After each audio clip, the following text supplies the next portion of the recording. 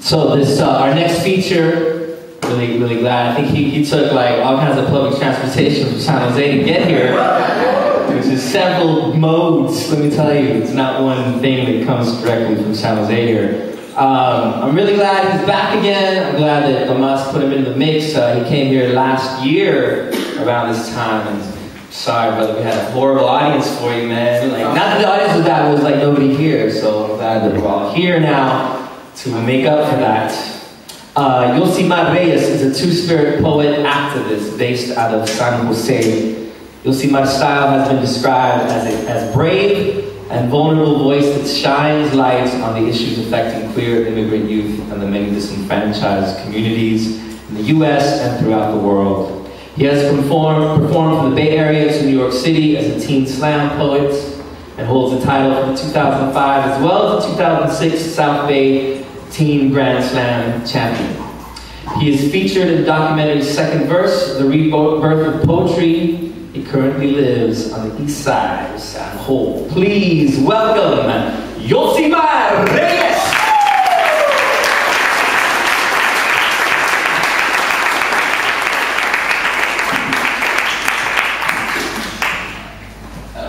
Awkward. That mic out of the way. This is not puedo, I'm community based. I do it like our people used to. We didn't have microphones. You know when you're right about this. This one's called Girls Night Out. Oh, and I know. That way I know. Every Thursday it is Girls Night Out. That means me and my boys get together to talk shit and have fun. It has been a tradition of ours ever since we turned 18 to drive down to San Francisco and go to the crib.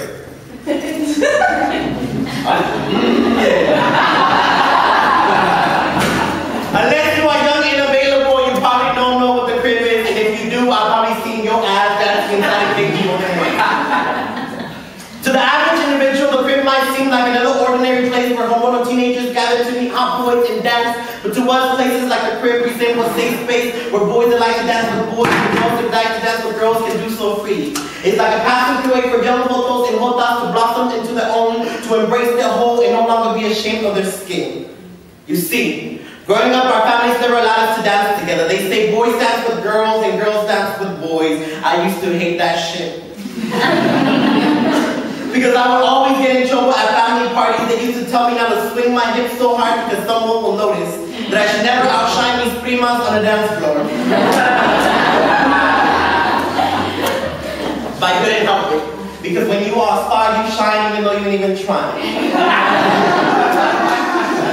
I used to hate the fact that my little sister was allowed to wear makeup and impersonate Selena without getting in trouble like me. Girl, that's a ritual.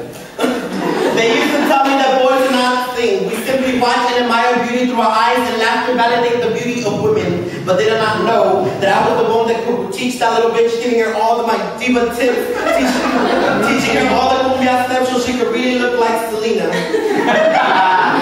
Because you know, behind every great diva there is always a queen bee, and that was me. Taking one step back and letting my sister shine, I was such a good brother, teaching her all my tricks.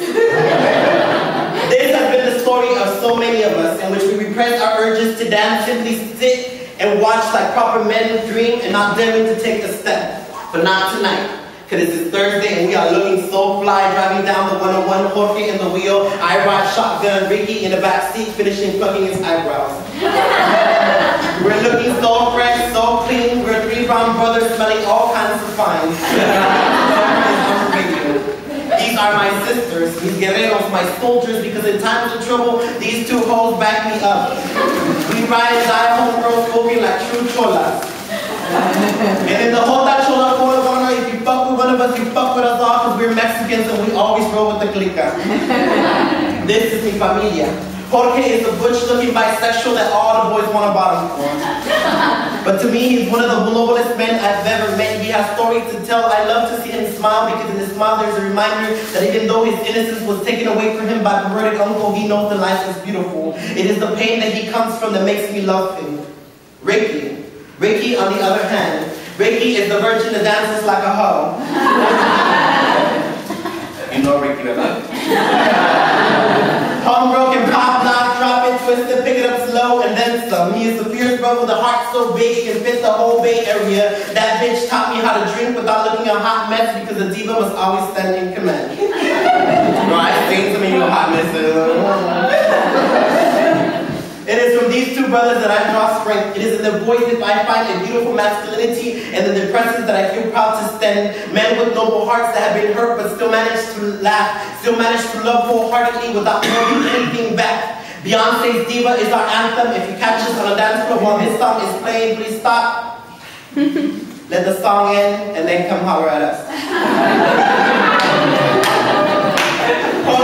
Ricky and I are three badass bitches that resemble three types of men. We come from three different neighborhoods but still manage to share a heart. Between the three of us we can cry a whole Pacific Ocean. But maybe it is the Mexican in us that has us laughing at all the drama we lived through. Music lives through our spirit because every time we have a problem we just turn the radio up, sing our pain out like Chavela Vargas, Paquita del Barrio, Vicente Fernandez, and even Whitney Houston.